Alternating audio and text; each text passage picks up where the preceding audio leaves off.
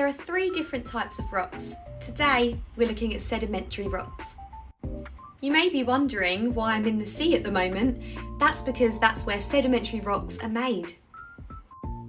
Sedimentary rocks begin to form when different materials and sediments collect at the bottom of the ocean. As time goes on, all of these sediments begin to pile on top of each other, creating lots and lots and lots of layers.